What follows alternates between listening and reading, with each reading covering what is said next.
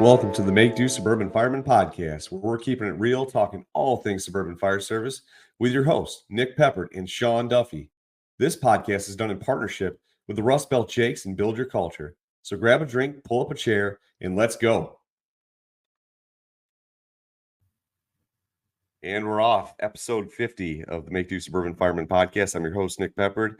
I am joined today on the show by a good friend, mentor, and one of the most genuine dudes that I've had the pleasure of meeting over the last few years in the fire service, Dave McGlynn. Welcome to the show. Thanks, brother. I appreciate that.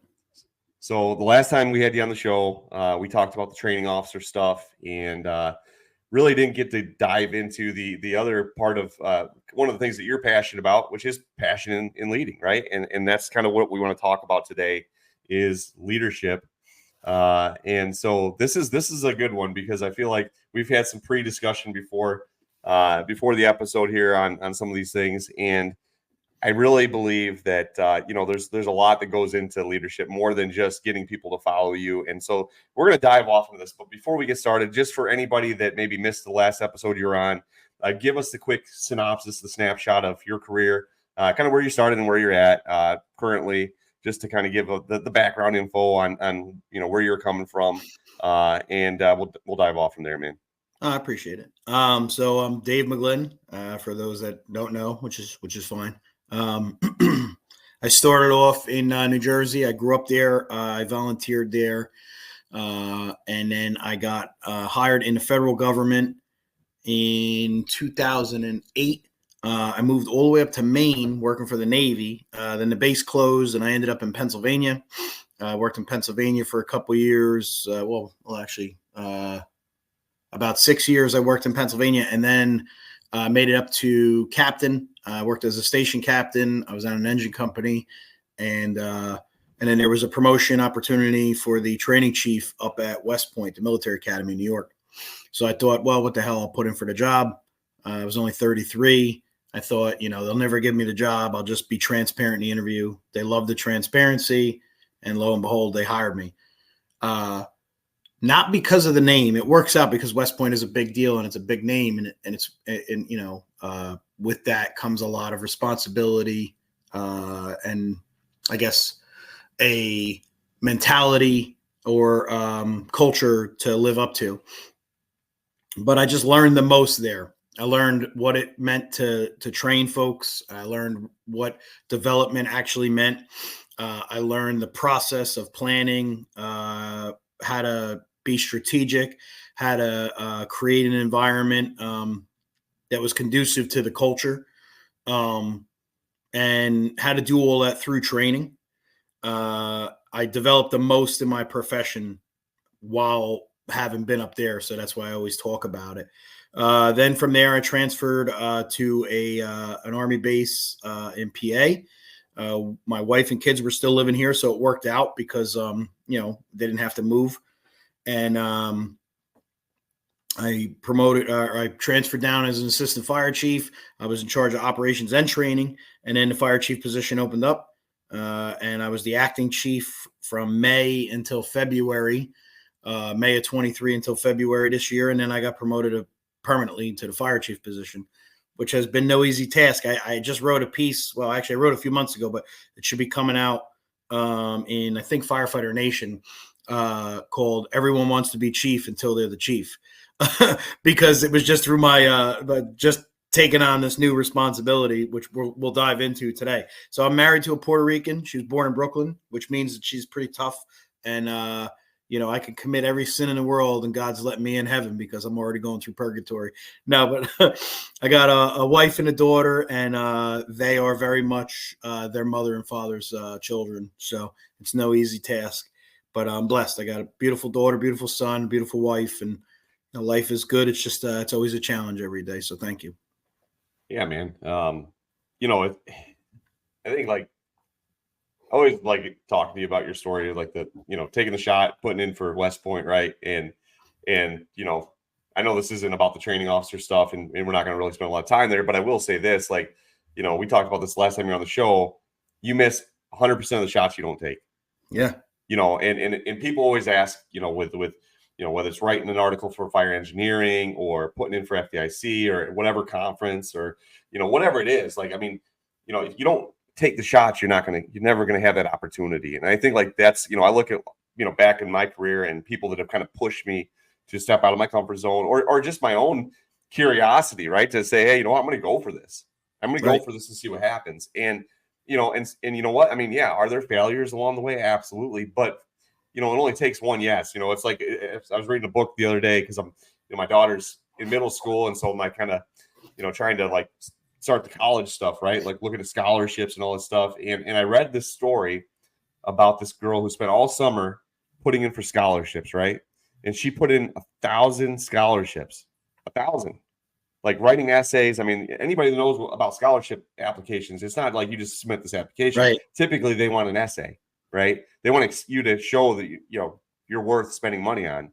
And so spent all summer doing this, right? Because hey, I want to go to college. I don't have a lot of money, whatever. And so 970 no's, but 30 yeses. Right. Okay. You can do the math. That's not a very high yield for 1,000 applications for scholarships and only 30 yeses. But those 30 yeses paid her way through undergrad school. So, she put the work in, right? She put the work in, obviously, but put it out there. What's going to happen? They're going to say yes or no, right? And so that is, I think, like the of anything in life, whether it's job, family stuff, sometimes you just got to take the shot. Sometimes you just got, and I know that's scary for people, right? Because you're putting yourself out there. You're putting, you're facing possible rejection, possible failure. But it's like, the Thomas Edison thing, man. What did he say about? He learned 1,000 ways not to make a light bulb, right? He didn't look at it as failures. He just looked at it as 1,000 ways that you don't make a light bulb, right? Right. And so it's the same thing in our careers. So anybody out there that you're on the fence of like, oh man, I can never teach at FDIC. I can never get that promotion. I can never, make that career move or whatever. I'm telling you right now, like if it's something that you think that you genuinely would like to do and that you're inclined in that direction, you've got to take the shot sometime, man, and be willing to, listen, live with the consequences, obviously. Sometimes it works for you, sometimes it doesn't, but you're not gonna get to where you want to be by just wishing that you're where you want to be. And so, like, when you're talking about moving up the chain, the ranks and stuff, whether it's going to West Point or putting in for the Chiefs position or whatever it is, like you're not going to get those opportunities if you don't walk through the door when they're there. Now, it's interesting you say it. I agree. So it's funny because a lot of people. So one of the things that I say, when I teach and it's stuff that I write, success isn't done by looking out the window. It's done by looking in a mirror. What does that mean? Well, what it means, like when you're watching everybody else succeed and all you do is talk about people's success, you're their cheerleader. Now, I'm not trying to be a hater, right? So like, I'm always excited about people that do well, that promote. If they're friends of mine, brothers of mine, people that I consider, good folks, and they have some type of level of success, whether it be having a new child, buying a house, getting promoted, whatever. I always make sure that if I find that news out, I always, congratulate them and all that. What I mean is like, if you have aspirations, but you're so focused on everybody else's climb, you're never going to climb yourself. You're their biggest fan. You're wearing their jersey. You got their last name on your back, and you're sitting in the stands cheering them on. And that's why they're continuing to be a success. And that's great for them. But if you're being a hater, like, when's my day? Well, who are you cheering for, bro? Are you cheering for you or are you cheering for somebody else? And I think that's an important thing. There's a lot of different studies and sayings out there. They say less than 10% of the world, find true success. So then there's the next question is what defines success? Personally, I don't think that it's financial well off. Sure, financial security, especially in the type of world we live in now. But there's the biblical portion of it where people say, hashtag blessed, right? Well, what's blessed mean? It means happy. It means you're fortunate and you're happy, right? You're content. So I think a level of success is where you have some level of happiness. the number is so small because so many people are so afraid to set a goal. So many people are so afraid to put themselves out there. So many people are so afraid of failure. And like you were just saying about Albert Einstein, Michael Jordan has that one. I think he did like a either it was a Jordan or a Nike commercial or something years ago, and he gives all of his bad stats every time he missed the game-winning shot, every time he was injured, when he didn't make the team, when he got cut, all of his failures, and it was like it really put things in perspective because Michael Jordan's considered the greatest of all time, the GOAT of basketball, right? And those that are going to be watching and listening to this, like LeBron James couldn't tie Michael Jordan's shoes. Like, let's just stop when we try to compare apples and oranges. Michael Jordan's the greatest basketball player ever. And, puts it in perspective because it's like, how did he become the greatest? Because he never stopped. He continued to keep setting these goals. And then just in our thing, it's so hard to cast a stone at bad leaders and bad managers, but did we try? Like I always say to people, like, if you want to talk shit about your new captain, but you were qualified to put in for the promotion and you didn't put in for the promotion, you kind of forfeited your right to talk shit. You should just shut up. If you wanted to make a difference, then you would have put in for it. And, oh, by the way, even by being qualified, are you the right person? Did you spend the last 10 years naysaying everything around, right? And now you think you should put bugles on your collar. Like, nah, bro. Like, what difference did you make? I have 2 rules that are in my office. It says, make a contribution, offer a solution. Those are literally my only 2 rules in my entire fire department. I have them hanging up on my desk. So when people come and have to bitch to me, they see those rules hanging up in front of them, and it's the truth. Like, make a contribution, offer a solution. No, I, as a chief, I don't care what's wrong. I mean, I care, but like, if you're going to come to me and come at me and say, so-and-so sucks, this sucks, this sucks, this sucks, that sucks, blah, blah, blah. But yet the entire time I've seen you come in, 7 minutes before shift change. I've seen you with an untucked shirt. I've seen you not check your rig. I've seen you bitch about having to be assigned on being on the ambulance, and then we have something to do and you're, hiding out somewhere or you're calling out sick or whatever. And all you do when I hear your mouth is tell me about everything that's wrong. You're part of the problem. So you can't expect to be promoted when you're part of the problem. And I just say that because we're just on that. It's like, success is out there for anybody. These opportunities, and I'm not trying to sound cliche. It's just a fact. I'm not that smart. I'm not that driven. I actually suffer immensely from depression, and I choose not to talk about it. But I have been so tired of victimizing myself that I just started to put myself out there for these opportunities. And once I started to do that and honestly not care, I don't want to say not care. Like, obviously I care if I get the opportunity or not because I'm putting in for it, but like, not be so afraid. It's like, I don't mean to go all over, just metaphorically, like in our thing, like tech rescue. So when you have to do rappelling, what's the hardest part of rappelling? Going over the ledge. Yep. That first initial step off the ledge. Yeah. You get that pucker effect, like you're literally shitting yourself. Once you're over the ledge, if you're doing a pick off, whatever, it's the easiest shit in the world. You could literally just hang there and like, you feel like, oh man, like I feel free. But going over that ledge is the hardest part. Talking yourself over that ledge is the hardest part. And like, that's what people don't realize. They fail to realize is like, that's a metaphor for life success. Like, it's normal to have the pucker. It's normal to sit there and be like, oh my God, like, is this going to work? But you'll never know unless you go over the ledge. So when you said that, I know that wasn't like the main focus of the podcast, but I say to anybody, like, I'm 41 and I made fire chief, and that's young. I got it. But it's not like shit was handed to me. It's not like I'm smart or a better fireman. It's all about just drive. It's literally about that. Like, if you want something bad enough and you're willing to risk going through the scary shit up front, I promise it'll work out. Like, like Michael Jordan said, like, I don't know the direct quote, but it's like, I missed 9,000 shots. Like he says something like that. Like, it's okay. Like you said before, like there's a girl who, put in for those opportunities, 1,000 submissions for for tuition assistance and scholarship, and only 30 came back to say that she's willing to go. She's good though. If she didn't put in the 1,000, she would never know. So, it's just for the listener, for the audience, for the viewer,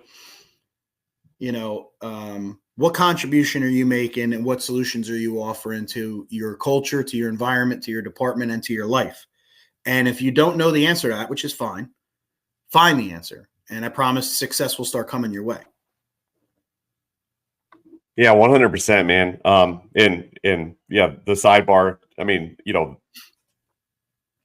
at the end of the day, it really comes down to being willing to suffer some of the, the potential failures and criticisms and things that go with it, because, and this actually segues beautifully into our discussion today. So we're talking about leadership, right? We're talking about passion in leadership. Well, it's interesting because the word passion comes from the Latin word passio, right? I actually just read an article on this not too long ago, which means to suffer or to endure.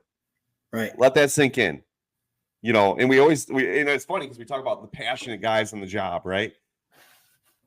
Mark my words, if you're a passionate guy, gal, whatever, in this job, there is a certain amount of suffering and endurance that is required to push the needle forward. Right. So like when we talk about passion and leadership, I think, everybody sees the glamorous side of leadership, right? Where you're the guy that, that's leading the fight, you're up there, rah, rah. What they don't see is the stuff below the surface, right? They don't see the amount of, criticism and ridicule and drama and nonsense and suffering that goes into getting to that place, right? They see Michael Jordan as the greatest of all time in playing basketball. What they don't see is the thousands and thousands of missed shots and hours in the gym, right, and over and over, the monotony and the criticism and what, in the fight in your own head, right? Am I really good enough? Can I do this, right? Because that is, I mean, there's so much. And the more I get down this rabbit hole in life and in the fire service, I realize that, man, the most passionate guys usually are the ones that are fighting those battles in their own head. Like, am I good enough? Do I have the strength to keep going? They're taking heat from all sides. They're in the crosshairs.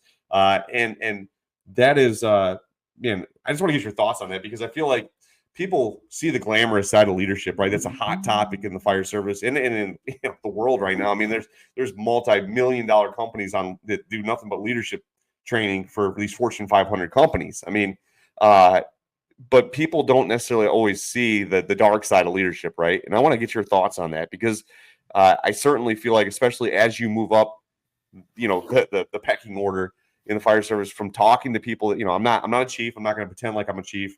But I've talked to plenty of guys that have moved up and or are instructing at FDIC, that are putting their name out there, and it seems like the story is consistent across the board. It seems like there is a dark side of leadership that nobody wants to really talk about, because it's not sexy, right? It's not, there's a lot of dirty, nasty, hard work that goes into it, and you're catching a lot of crap to get to that spot, right?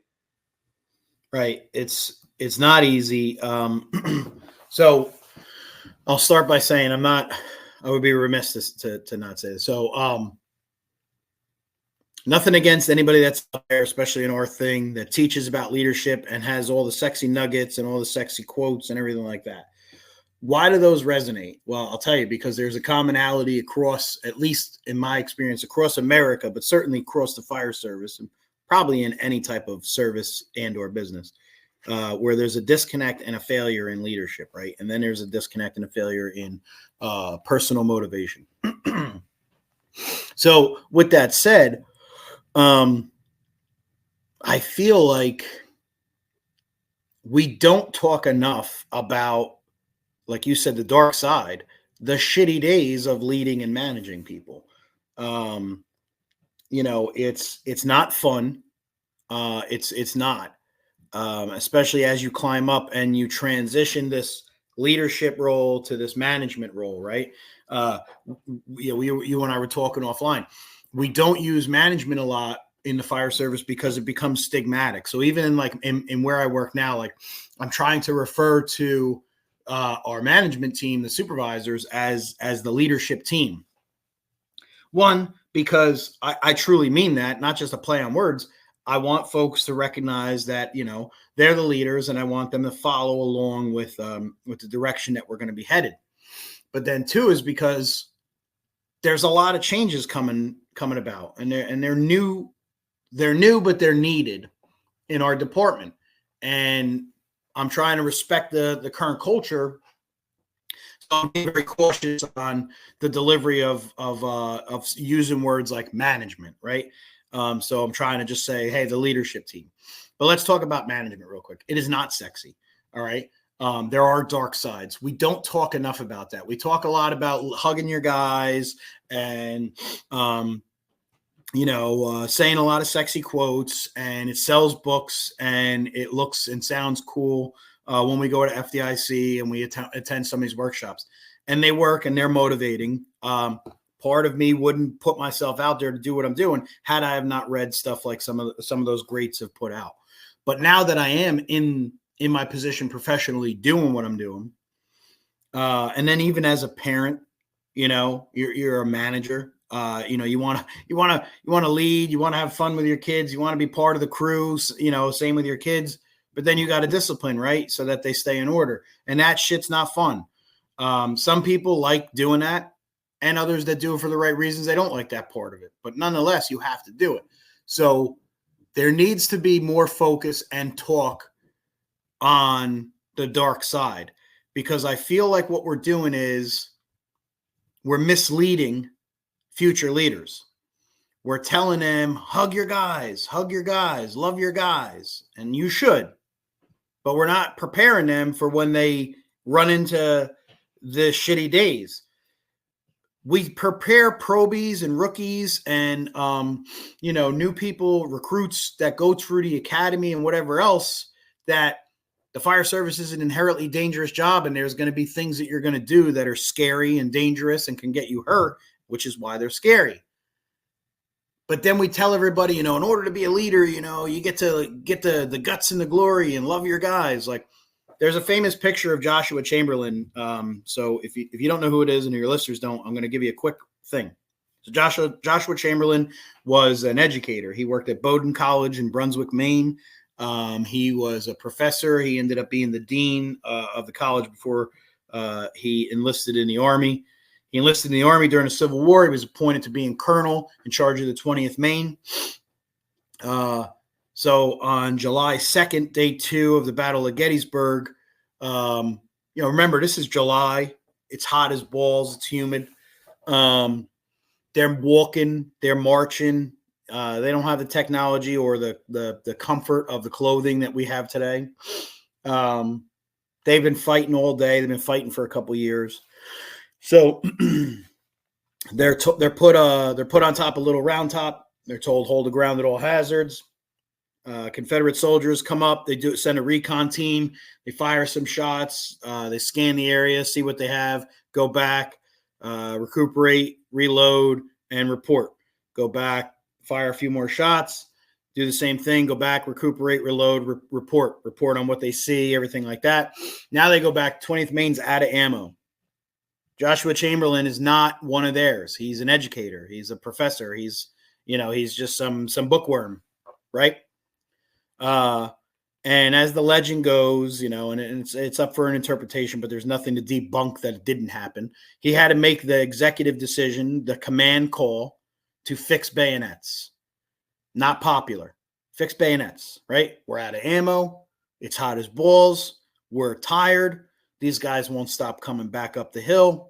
And now this jerk off, who's just some educator, is telling me how we're going to win this battle, right? Unpopular decision. Shitty day. All his guys, what they don't cover in the history books, because it sounds sexy to just say, fix bayonets, and then they charge, right? But the reality is just think about in the firehouse. Your captain, your chief, whoever comes in and says, hey guys, we need to do this today. what's the first thing that everybody's going to do at roll call? Oh, what the hell? Why do we have to do this? I wish I could just come into work and not have to do that today. So if you can imagine, these guys were probably like, fix bayonets. So go screw, jerk off. I'm going down the hill. Like, I'm taking a break. I don't want to do this shit no more. Okay. So the moral of the story is they did hold the ground. They were successful. They drove the rebel army back, and they had basically no ammo to do so. And they held the ground. And that was a major turning point and change in the history of the war and in that battle. So those are the shitty days. Like, you make this command decision because the 100 yards or 10-year, 5-year, whatever, this is going to affect that. This one decision is going to have this domino effect on progression or regression, right? What do you do? Do you want to be the popular guy and the guys think you're cool in the moment? That's fine. But then 5 years from now, you still have same problems that you could have avoided if you'd have just stuck to this one decision. And that's what we don't teach. We don't teach that there comes a time where you have to command chaos and you have to control chaos and you have to make unpopular decisions. And they absolutely suck. They absolutely suck. But you have to make the decision. And that's what we don't talk about enough is it's sexy to be a leader and sexy to motivate and sexy to hug your guys. It's not sexy to say what's unpopular in the moment, but it's necessary. Yeah. Yeah.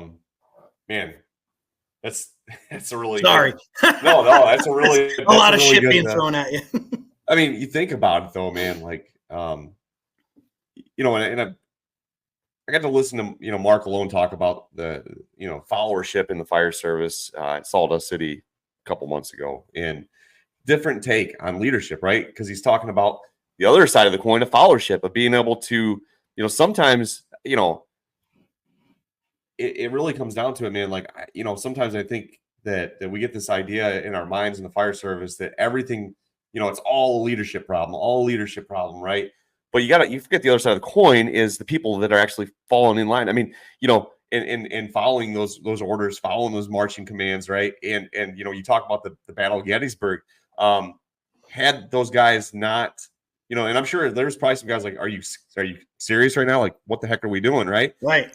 But at some point, they put those bayonets on and they went and did what needed to be done, and they held that ground, right? And I think sometimes that we get so enamored with leadership being the catch-all, right? All this stuff on leadership, then why aren't we fixing our firehouses? And I think part of it is, number one, management gets a bad rap, right? Like, you got to have people that know what they're doing. There are people that are great leaders that maybe are great company officers, right? That just have no business being in the front office, right? There is a part of it, when it comes to, the day-to-day stuff. Someone's got to be able to budget. Someone's got to be able to do personnel. Someone's got to be able to do logistics, right? Somebody's got to make those hard decisions on directions and give those orders to move the organization forward, even when it's not popular. And the thing is, leadership's fun when everybody's all kumbaya, giving hugs and high fives and, sitting around and, oh, they're a great leader and everybody loves them. But what happens when that leader has to make an unpopular decision? Now what? Now we got a dilemma, right? Now we have a followership dilemma, right? Where we're, oh, well, that guy, he could have been the best guy in the world, but all of a sudden he makes a couple decisions that are tough and people don't like him. And now he's a dick, now this guy's a piece of crap, oh, he's one of them. Like, and that's how fast it can change, right? People are very, we like to focus on the leadership stuff because it's sexy, right? It sells books, man. It's get all this stuff out there. But let's talk about the other side of it, man, because like I said, I feel like as you move up the organization, especially, there is a certain amount of management that takes place, right? You have to be able to be a leader and a manager, right? And know when to put those hats on and off. But I also think that there's a part of it too where we need to put a little more emphasis on, proper followership, because it's not just everybody's got a leader, right? Everybody's got a boss. Even as a fire chief, you have people you report to, right? And so I want to talk about that for a minute. Is we're talking about the dark side of leadership, and I think management gets a bad rap, and don't get me wrong, I think there are people that are great managers that are horrible leaders because they forget the human element of it, right? They don't know how to lead people, right? There is a distinct difference between management and leadership, but in the fire service, especially as you move up, do those jobs kind of blend? Do they have to, there's a dichotomy there where you have to be able to do both as you move up. And then, then the other side of it is how do we, I think the leadership component is getting the people to follow, right? It's getting people, but I think there's a certain commitment too on the follower side. Like, it doesn't matter how good of a leader you are. You could be the best chief in the world. If I'm just a piece of crap, and I just hate everybody and I'm going to naysay everything, like there is a point where I'm actually sinking our own ship, and then I'm blaming it on the chief, or I'm blaming it on the union, I'm blaming it on whoever, because I don't take responsibility for my actions, right? My attitude that I come to work with. So I want to talk about that. I want to talk about the dichotomy of leadership in the sense of, doing the tough things, right? And understanding when to put the management hat on versus, when to be the boss and when to be the buddy, when to be, the guy making the hard calls, and when to, where in your mind do you kind of like balance it out? Because there is this back and forth, right? There's this pendulum that kind of swings, because some days you got to be you got to be the bad guy. Some days you got to be the guy making the hard calls and say, no, we're doing this, right? And be that more management role. But there's other times where it's like, hey, you know what? I got to flex over here and show the human element too. And I'm going to lead these guys, and I'm going to show them that, like, hey, I'm still a human being. I care about your needs, right? So I want to talk about that, and then I want to segue. We'll talk about that, and then we'll segue. The next part will be the followership component of it, because I think, like, people think, oh, you're a battalion chief, you're assistant chief, you're the fire chief, like, you're part of you're the management side of stuff. But keep in mind, like, you have chiefs underneath you, they have to report to you, right? They got to be followers, right? You have people that you report to, that there's a certain amount of followership that goes into that as well. So, just because you're in the fire chief position doesn't mean you're always the leader, right? Doesn't mean that you're always the guy.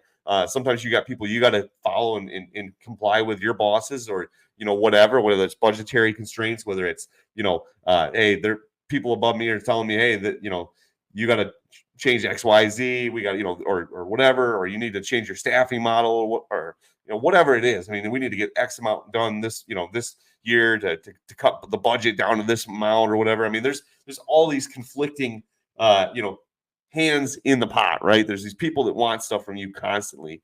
And so that you have to be able to kind of slide back and forth on that scale, right? There's times where, you need to put your arm around them and say, hey, how are you doing? And there's also times where you got to be like I said, the parent, to say no, or to say, hey, you screwed up, and like, there's got to be accountability. And that's what I've seen. It's like, people want to talk about leadership, but when all of a sudden, when that leader holds them accountable, now all of a sudden, oh, what? No. I don't want that. I want all the feel good.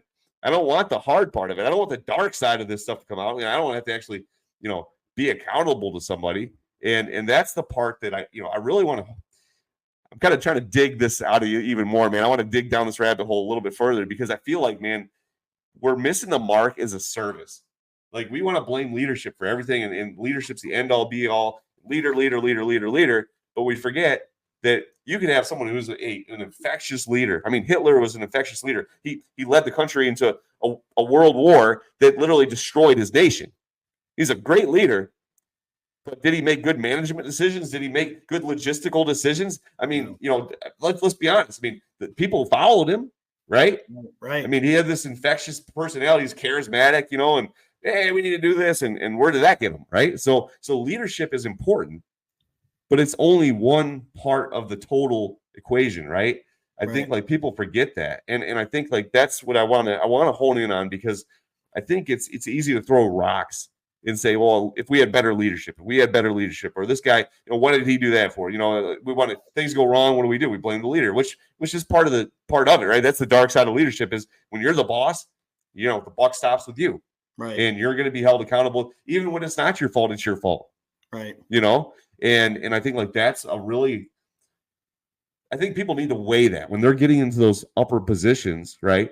They need to understand it's not just about bugles on your shirt and you got to do what I tell you to do. Like, there's a lot of responsibility that comes with that. And you're going to take a lot of negativity that maybe wasn't even your fault. Right. I'm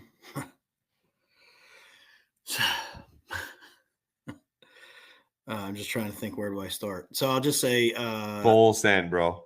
Right. No, I appreciate it. Well, so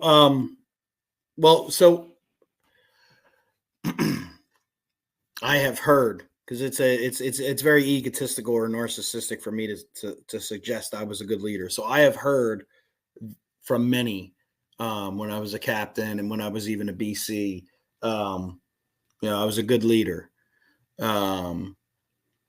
And no one says I'm a bad chief. Well, I don't want to say no one. I guarantee there's 3 people that I know of that just came to the top of my head that I know will say I'm a bad chief, but that's because I have to hold them accountable. And we're dealing with disciplinary stuff right now. I got to write up a couple people. And it sucks. It does. I'm not even going to lie. Removing the personality piece of it, it still sucks to have to write somebody up regardless because of what it does through the organization, the ripple effect that it creates, the walking on eggshells mentality, the reference for someone that is a hater or a naysayer to suggest like, oh, the chief, look, he's a dick. Look, he wrote up so-and-so. And anybody that knows me that legitimately knows me knows that I'm not the type of person that just hands out write-ups. It's the furthest thing from me. I'll have a conversation with you. I will have a hard conversation with you where I say some unethical shit, which is tough when you're in the leadership or when you're in a management chief's role. Being a guy like me, filterless is not easy. So me, myself, I'm growing and learning through that on how to and when to and who to have those conversations with, who I can be Dave McGlynn with and who I have to be Chief McGlynn with, right? But either way, people know that I'm not a person that likes to do write-ups or certain things like that. So if it came to that, there's a little self-ownership on the individual who's the recipient of the write-up. It's like, well, McGlynn's not really the type of guy to have to give somebody a write-up, so you must have fucked up. So with that said, it's not easy. It is very taxing. Somebody has to hold accountability. So what I'm learning, I'm not going to say what I've learned. What I'm learning, I don't want to say I'm not downplaying. It's like it's easy. It's just this is the best metaphor to explain it. Managing an organization is a lot like incident command. Sometimes you're leading a scene and sometimes you're managing a scene. It's the same as in our firehouse. And what we fail to realize is like baseball, right? So like everybody focuses on batting percentages. You bat 10% of the game. So if you absolutely suck at playing the field, what does it matter, right? So it's the same as like 10% of our time is running calls. 90% of that is in the firehouse. Who's in charge in the firehouse?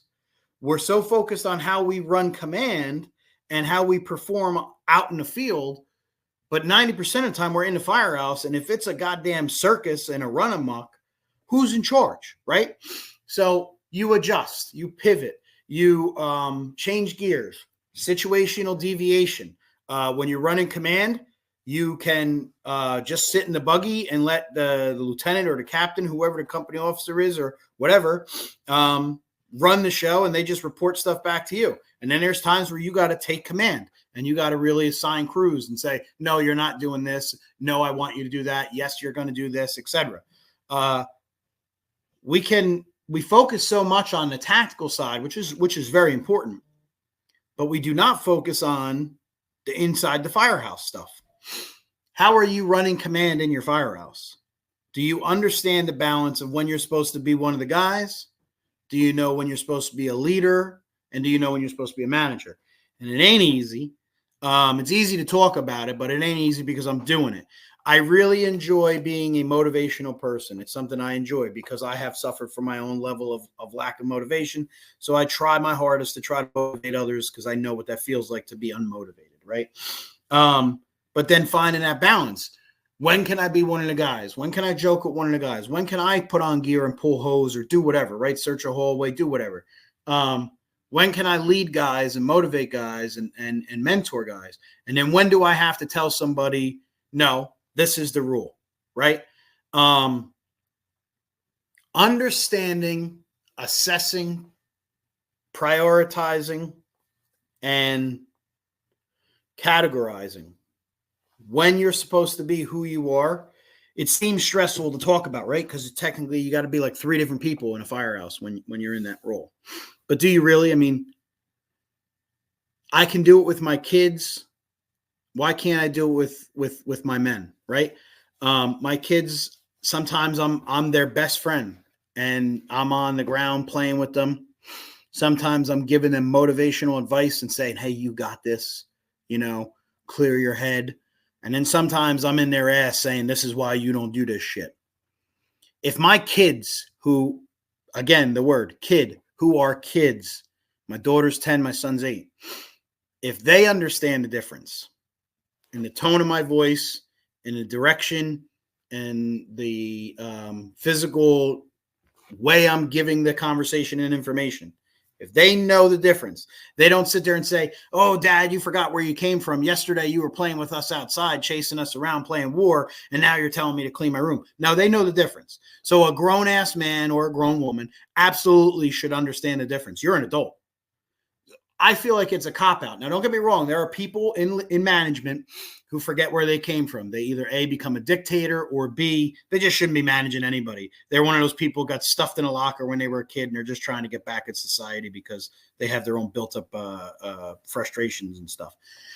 Or there's those people that always want to be one of the guys, and then as soon as they try to hold order, it's like they can't be taken serious because it's so far beyond them. It's like you're going to try to be in charge now when you've been so passive for 4 or 5 years now, and now you want to tell me I'm not allowed to do this thing that you've looked the other way the whole time on? No, you got to know when you're supposed to act accordingly. You can be one of the firefighters. You're living with them. It'd be stupid for you not to. The worst thing in the world is chiefs that seclude themselves and isolate themselves. They won't eat dinner with the guys. They stay in their office the entire day. When I got promoted, my office moves all the way down the other end of the hall in what we call the admin wing in the firehouse. And I absolutely hate it. The guys came by the other day and they're like, oh man, like I forgot that you work here, man. It's been like 6 hours. I haven't seen you because my office before is right in the middle of the firehouse, right in the center of everything going on. Guys were always in my office. So I hate that. I hate the location of my firehouse. So what do I do when I can get out of the firehouse, out of the office? I do my pop-bys. I hang with the guys. I talk with the guys. That shit's important. A lot of people in other businesses, other avenues of life, they don't understand managing a firehouse and firefighters is significantly different than a lot of other things. Like you said before, that good followership, even though I'm the chief, I have a director. I still answer to him. And then above him, we have a commander because I work for the military and I answer to him. There are things that I like my boss, which is weird, but there are things that he just don't understand. And he's like, oh, well, I know you're out there killing it in the firehouse, but I need you to do these other things. And I just like, oh yeah, okay. Cause he don't know. He's never been in a firehouse. His background is not the fire service. So it's like, I know what I need to do right now in the moment. And I know it's important. So I'm going to keep executing that. You promoted me for a reason, It's not to be dismissive to him. It's just, I know what works best for my firehouse. But at the end of the day, I'm still a follower, right? So like I shared with you earlier, I got a phone call from him about budgetary stuff. Nothing worse than when we promote the best firefighter in the firehouse to the chief of the fire department. Because like we've talked, like the budget goes down the hole, recruitment goes down the hole, retention goes down the hole, training goes down the hole. If you're the best firefighter in your fire department, keep doing that shit, bro. If you are a really good firefighter, but you understand how to motivate crews, be a company officer. That's fine. Anything beyond that, I promise, if you don't have that capacity to know when to be in charge of something, when to manage something, when to actually run analytics, when and how to pull data reports, right? How to budget things, how to plan for the future, how to create strategic plannings, how to create a CRASOC, community risk assessment, standard to cover, knowing what that shit means. You're not ready to be a chief. It's 2024. We're almost 4 months from 2025. The world is rapidly changing around us. Whether you like it or not, it's happening. So if you think because you could pull hose or search hallways or throw ladders better than everybody else in your firehouse, that means you put 5 bugles on your helmet, you got another thing coming. There is a lot more to it. It is being an executive. It is being a manager. But while you're the chief, you have to understand in the fire service how to be a manager, how to be a leader, and how to be a firefighter. You have to know when to do all three and when they're supposed to be executed. It's just, I sound simple because I'm saying it. I'm living it. It's not simple. So for the listener, for the audience, it's not simple. It's way easier said than done. You will, because you have to adjust personalities 3 times a day, 75 times, 3 different ways, right? It's stressful and it will get the best of you. And you may have tapped into, right now I'm supposed to be a mentor. Oh no, actually I was supposed to be a manager. Like, you will offer your opinion because you've spent so many years on the floor that you forget that you're not supposed to give your opinion now, because they can then quote you and say, well, the chief said, because that's happened. So it is not easy, but I will say that it is absolutely worth it if you understand there's more to it than just riding the front seat. There's more to it than just sitting at the kitchen table and talking shit about how everything's messed up. If you understand how to be an executive, but you can couple that with still being one of the guys, and you understand budgets, but you can couple that with understanding the nuances of the day-to-day, you will be successful. But if you only are focused on one thing, if you're a great executive, you're not going to be a great fire chief, because firefighting is different. We need somebody that has empathy. But if you're a really good firefighter and you're not good at doing executive stuff, you're not going to be a good chief either, because firefighting is also, like you said, at the end of the day, guys can say, oh, he was the best chief ever because he was so much fun. It's like, yeah, but our budget was shot. We had the worst equipment in the world. Our training program was in the shits. And it's like, well, yeah, I mean, he didn't know how to manage a budget. I mean, he was, he didn't understand any of that stuff. Well, was he a great chief then? Yeah, that's really the crux of the whole situation, right? I mean, you need somebody who's well-rounded. I mean, honestly, that's what we need. We need people who know when to lead. They also know how to follow. We need people that understand that when it's time to put the management hat on and handle business, right? Because there is a business component to this job. And that's like finding that balance, I think, is really what I've noticed for a lot of people, in my career, that it's hard to find balance. It's hard for people because people naturally gravitate one way or the other, right? They're either they gravitate towards the management style where it's like, law and order and like, I's are dotted, T's are crossed, and but they've lost their people because they have no empathy. They have no relation to people. They don't know how to motivate people, right? They don't know how to get people to buy in. And so they're great with the numbers. They're great, on a spreadsheet. They're great with the, the budget and all this kind of stuff. And that's great, but nobody wants to follow them because they're a dick or they forgot where they came from, or all, and we've seen those people, right? And that's, I think, where a lot of the leadership stuff came from over the last 15 years. There's been this huge push because there's a lot of people that got in those roles that was almost too much focus on the management side of things, right? So they've had this counterculture. Well, now I feel like there's so much focus on leadership that people forget, like, yeah, that's great that they're somebody you like, they're fun to be around, they motivate you, they make you feel good inside, and all this stuff. But somebody still got to do the management side of stuff. It's not a dirty word, right? So you need somebody who can balance those out and know how to switch hats and know when, like you said, to it's not that you're still Dave McGlynn, but sometimes it's I'm Dave McGlynn, I'm your buddy, I'm mentoring you, I'm coaching you, I'm building you up. And then there's times where it's like, hey, just like you said, I think that the parent analogy should be one that most of us understand, right? Most of us should understand, like, there's a time where it's like, you can't just let your household be anarchy. Your kids can't just do whatever they want, whenever they want, all the time. Like, that's madness, right? It literally would be madness in your household. So why do we get to adulthood and all of a sudden it's like, well, I didn't, that guy was, he told me no, or he held me accountable, or whatever. Like, you're working a job. Like, you got bosses, man. Like, let's cut the crap. Let's stop. Did you deserve it? Right. At the end of the day, like, if I screwed up and I get held accountable, Don't be pissed at, my captain or the chief or whoever for holding me accountable. I got to get pissed at myself. Right. Because I screwed up. Now, that being said, do I think that, if you got a boss that's out there that's just trying to play whack-a-mole and, looking for stuff, white glove inspection, trying to find stuff. Oh, yeah. That's we've the had other those. side. I've had those. You've had those, Yep. And so, like, I think, like, people listen to this, understand this. You got to know, which hills you're willing to die on. You got to know, where you're going to draw that line. And you got to be authentic. You got to be true to yourself. At the end of the day, like, understand your role, though. And I think that's what people forget. Like, just like a football team, everybody's got a role. You go out there, and if I decide I'm a receiver and I decide I want to play lineman this down, we're going to have a problem.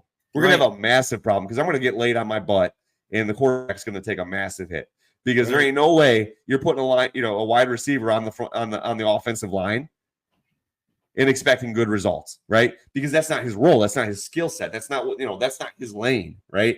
And I think, like, everybody's got to remember that, like, there are roles in the fire service, and it doesn't mean that just because we have different roles that we're any less valuable to the organization, right? But we do have different roles, and to sit there and say, to armchair quarterback, and it's like I see on both sides. I've seen chiefs like come down on captains and stuff or lieutenants because, oh, you need to do this, and they're sitting there from the comfort of their office saying, you should do this on scene or that on scene or whatever, like, and like, maybe they've lost a little bit of the pulse of what's going on and like how things actually flow on the fire ground, right? And or they overstep it, like you said, you sit at the table like, oh, we should do this, this, and this, and that's, the captains take it as like, oh, the chief's like, cut my legs out from underneath me. And I'm trying to get my feet here with my company or whatever. And I've also seen the other way where it's like, I've seen guys sit at the kitchen table and tear down the battalion chief, the assistant chief, the fire chief, whatever. I've seen officers do this. I've seen lieutenants and captains do this. And like, what message are you sending, right? When you're sitting there, like, you've never been in that role, you don't know, right? And you're sitting there, oh, if I were them, I would do this, I would do that. Well, maybe there's variables you don't understand. And I think, like, that's where communication, you want to get down to it. This is where transparency and communication come in, and like having those conversations. Like, if you're a captain and you don't understand the directive coming down from the top, like, go to your battalion chief, go to your, assistant chief, whatever. Like, hey, I got to ask some questions here. Like, I need to get some context. Am I missing something? But how often does that happen? How much easier is it to sit at the table and bitch about what's going on than to go, right? Than to go get information, though, right? And conversely, as a chief, you see something and like on the surface, like, it looks like XYZ, this guy's wrong. Well, what are the variables? Like, let's get some information. Why did they make that decision, right? And I'm sure that you've probably run into this. Like, there's times where, like, on the surface, like, oh, you're ready, like, about to drop the hammer on this guy, and then you find out, like, oh man, there's actually a good reason why this, or maybe the information I got wasn't completely accurate, or maybe it was like pieces of the information, right? You get more information, and it's a lot easier to make a decision. It's the same thing with parenting, right? It's easy to jump to conclusions with your kids, but sometimes it does, doing a little digging and actually finding out what happened goes a long way, right? You get a phone call at school, hey, little Johnny got in a fight. Well, my initial reaction is like, we got to know, I don't want you fighting in school, you're not going to start crap, but then you find out that little Johnny was getting bullied, and like, or whatever. And they, kid tried to take his lunch, and then the kid shoved him, and and then it's like, okay, that's a different situation, right? You were defending yourself, right? Or you're defending your sibling, right? Your little brother or sister's getting picked on, you stepped in to try to interject, and you're catching the fall from it, right?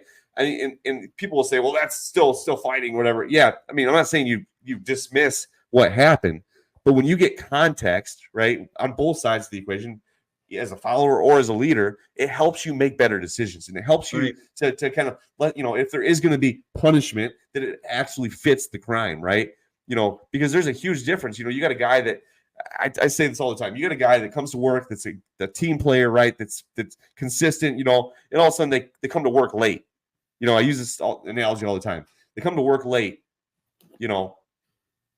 We got a policy says, tardiness, blah, blah, blah, got a whole thing on tardiness and, the ramifications for it and all this stuff. Well, if I just drop the hammer, letter of the law, I'm within my rights as a boss to come in here and say, hey, I'm writing you up for being late.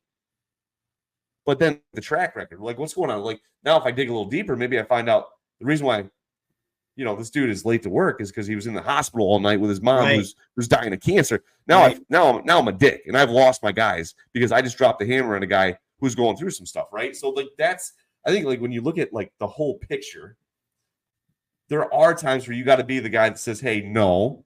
Hey, you got to be the responsible party. There are times when you got to be the disciplinarian, but there's also times where you got to get context and understand like where there's a little grace, right? There's a little bit of like, hey, you know what?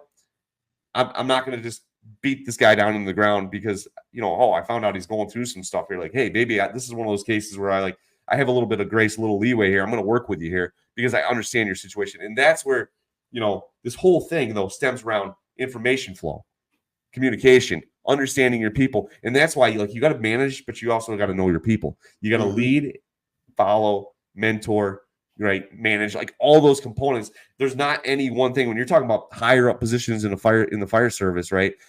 And you can speak to this, man. Like there are different hats that you wear based on the situation. And that's, right. It's no different in parenting. It's no different in life, right? I don't know why we have this like weird disconnect when we get in the fire service. Like all of a sudden it's like we just want the chief to be our buddy or the captain to be our best friend, our drinking buddy. And there's a time for that. There's a time for the hey, well, let's go out as a crew and go to a ball game or something, or go to a concert or whatever, or have a cookout, right? Those things are important. But guys got to understand too that you got a job to do, whether you're the lieutenant, the captain, the chief, whoever, like you got a job to do too. And I think like that's the thing that I'm trying to get at here is like, how do you flux between those and know when to be that guy? And let me ask you this. Are there times where you start to put on the wrong hat and go, whoa, wait a minute, about face? Right? Does that make you a bad leader? Does that make you, I think it makes you human, right? I mean, let's speak to that for a second, because I think guys sometimes think that you're in that position, you got to be perfect all the time. And that's just not life. Like you're a human being too. And there's times that you're going to make a bad call. Right. But the thing is, you got to live with that. You got to live with those calls. Like, you talk about the Battle of Gettysburg, that dude had to make that call. It wasn't a popular call, but guess what he had to do? He had to live with it. But good or bad, like he's going to live with the ramifications of that decision. And I think that's the burden of leadership, right? That's the burden of understanding, like, make a decision, stand by it. And if you're wrong, but, address it. If it's negative, like, good or bad, you're going to live with that. And you're going to be the one that's in the crosshairs for that decision. So understand it's not just willy-nilly. You're not just like, oh, I can give orders. You're giving direction. That's fine. But understand, like, when it comes back around, whatever the outcome of that scene, that decision in the policy, whatever it is in the firehouse, right? You're the one that's going to ultimately be accountable for that. Whether it's your crew, the chief's holding you accountable as the fire captain, right? Or your director's holding you accountable as the fire chief for decisions that are made, right? Everybody's got somebody to answer to, and understand, like, that is, I think that, like, when we're talking about leadership, it's so easy to focus on the rah-rah part of it and forget the responsibility that comes with that role. Yep. No, I agree. It's funny you said about the humanistic thing,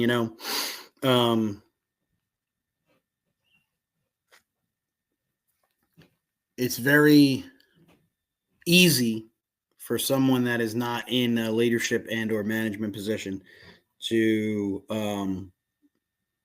suggest that a chief is lacking empathy or lacking the humanistic approach that's saying, forgot where they came from, right? I'll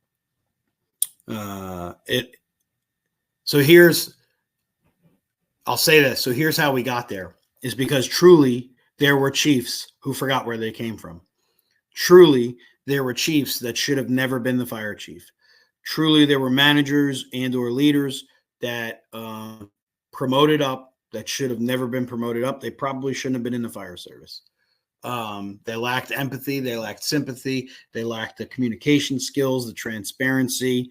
And they could have probably managed the greatest budget in the world and been the best strategic planner in the world, but they absolutely sucked at running their firehouse. And that's how we got to making statements like that and creating this expectation. But we did it too extreme.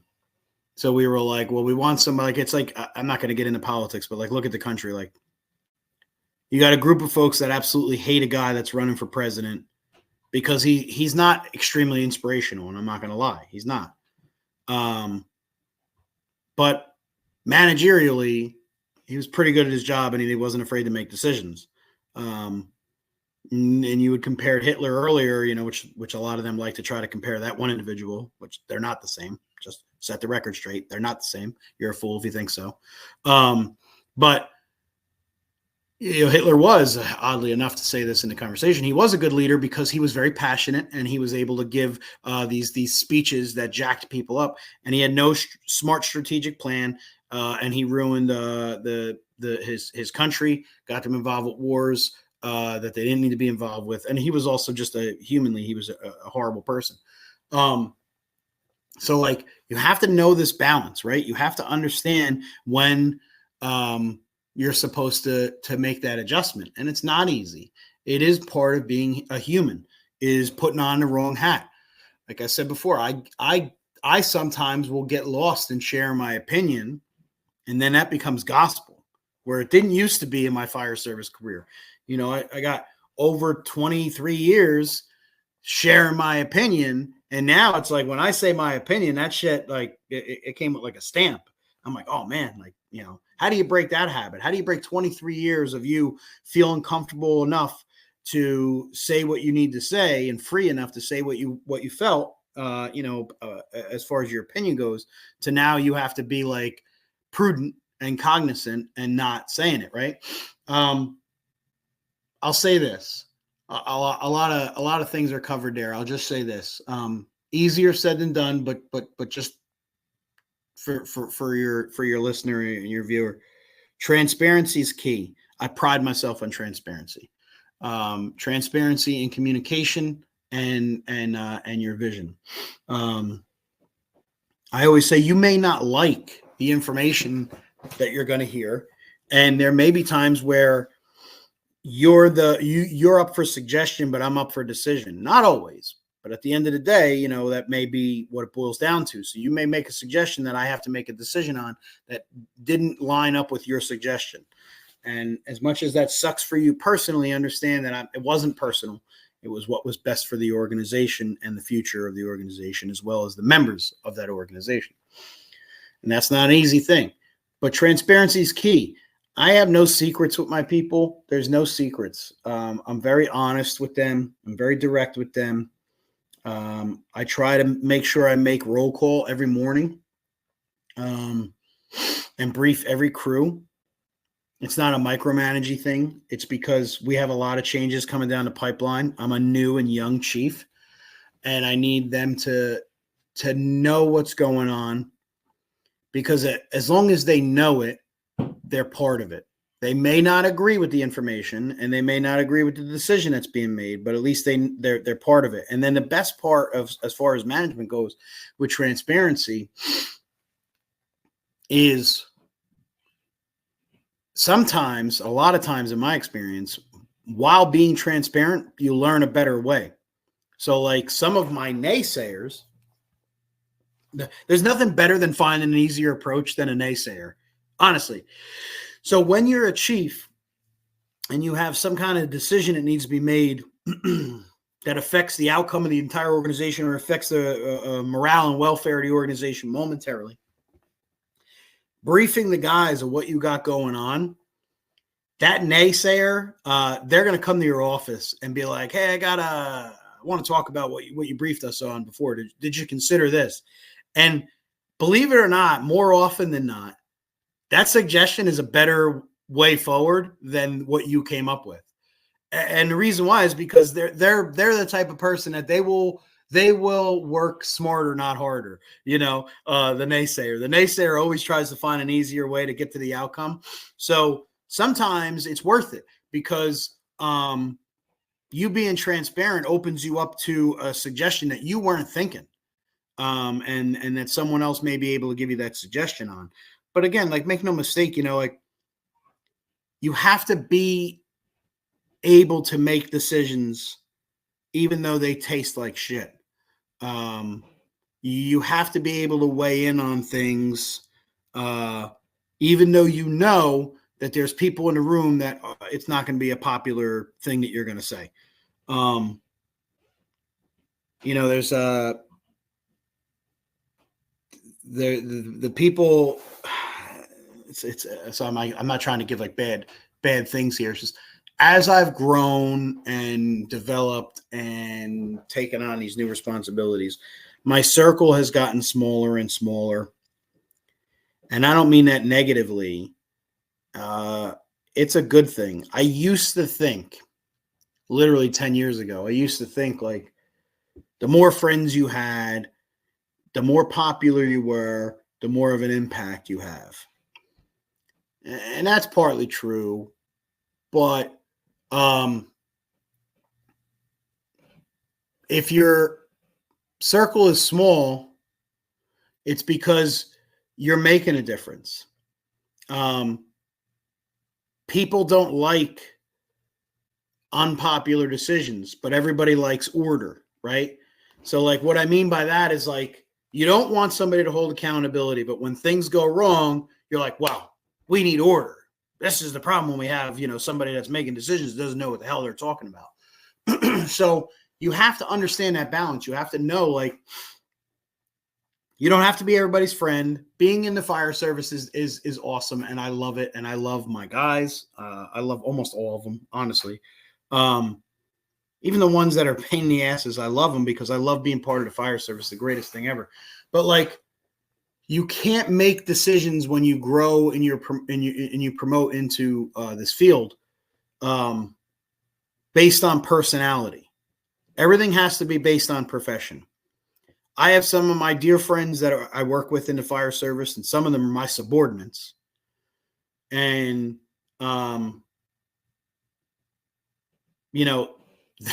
sadly for them, being my friend is actually harder than not being my friend because they're treated to a higher standard and held to a higher standard, which means I'm harder on them than I am other people. They get less leeway.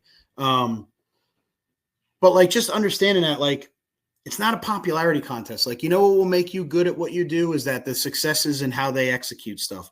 Do they have good equipment? Are they safe? Do they have good PPE? Are they really good at their job? We have this thing at the firehouse that we do that I call "We Are the Standard."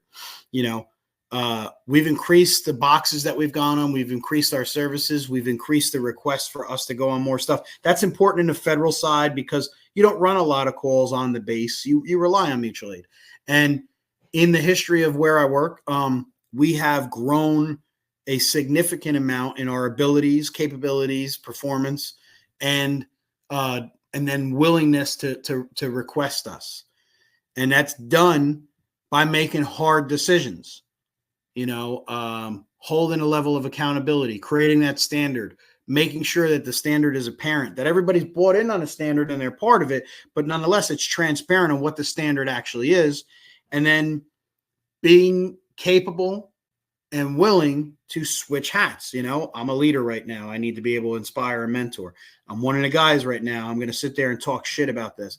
And then, nope, we're going to hold order. We're going to make a decision. Like we've been saying, about the kids, like it's just the way that I've been able to get through this is simply that is there are times where I can play with my kids and have fun with them and be their best friend and have fart jokes and, do all kinds of crazy stuff. And then there's times where I have to mentor them and help coach them through a situation and inspire them. And then there's times where I have to get in their ass and be dad.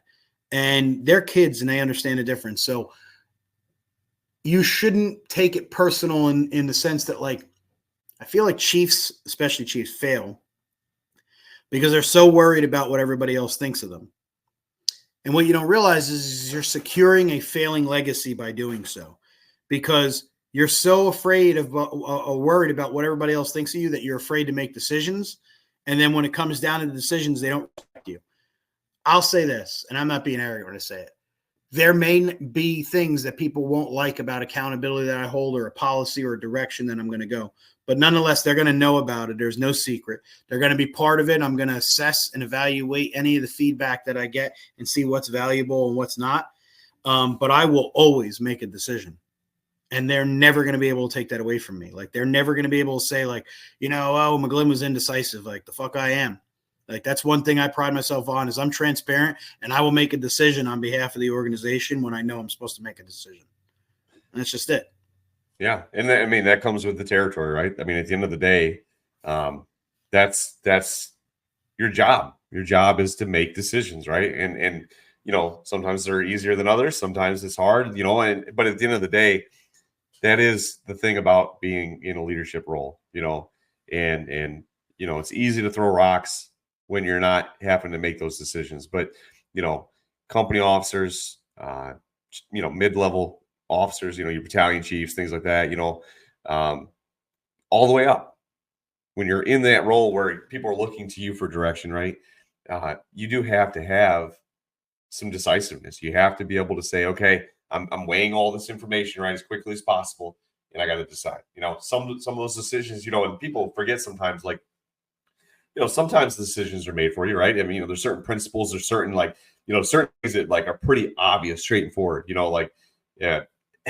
Case in point, if I have an SOP that says, hey, barring someone hanging out a window, first do engine is fire attack, that's a pretty straightforward, like, hey, I know what my job is. I go to a residential structure fire, I'm going to pull a line, like, now what size line, where that line goes. I mean, there's variables that come into it, but there's this, certain things, case in point too. I mean, take on the firehouse side of things, there's a policy that says, we're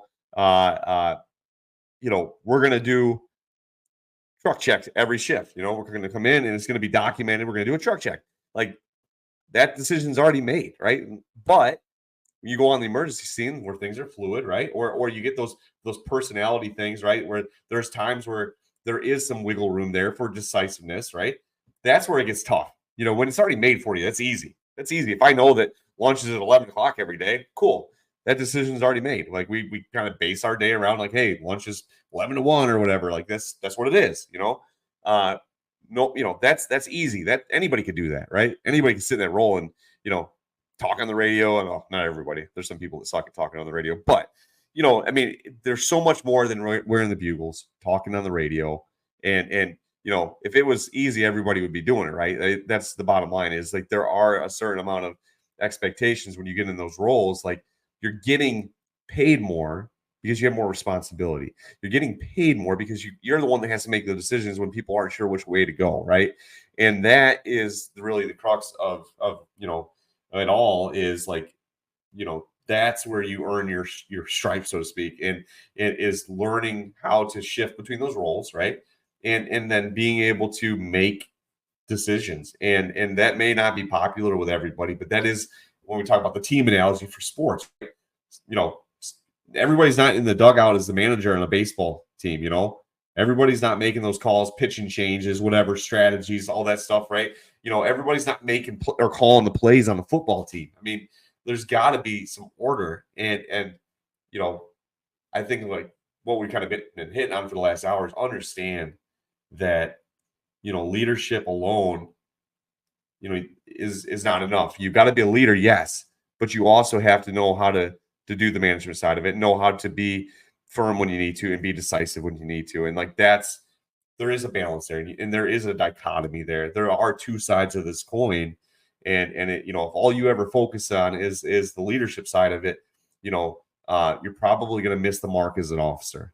And conversely, if all you ever focus on is being a disciplinarian or counting beans and and all that kind of stuff, like, that's great. You may have the best budget in the world, but nobody's following you, right? So that's the yin and the yang, right? There's no way to separate the two as you move up in the organization. You may be able to get away with that at a company officer level, where, like, hey, you know what? I'm just going to worry about my personality and being one of the guys and stuff like that. But as you move up, what I've seen from guys that have moved up is, like, it becomes hard when you go from shift work to that Monday through Friday role, and you're in a different wing of the firehouse, and you're more in a management role.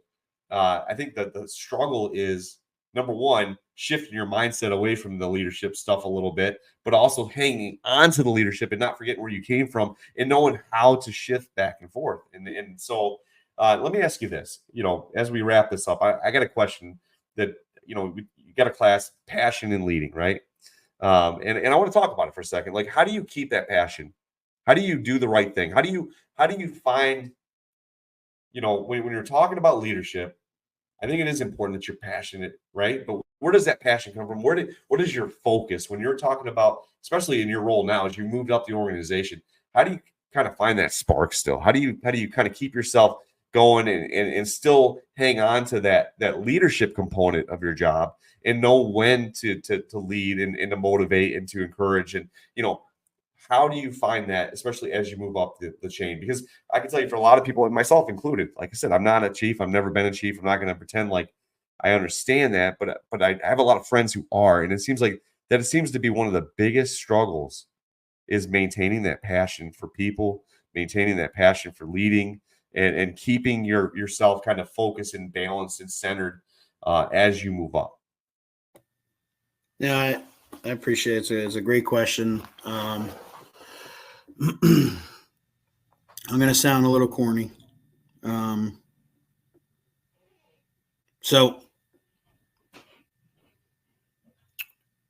Psychologically, whatever things that motivate people is being able to focus on results, right? Or things that make things worth it is either knowing the apparent goal or having a reference of looking back and seeing what the goal was, what goals you've achieved, etc. So on the corny side, on the cliche side, what example will I be for my kids if I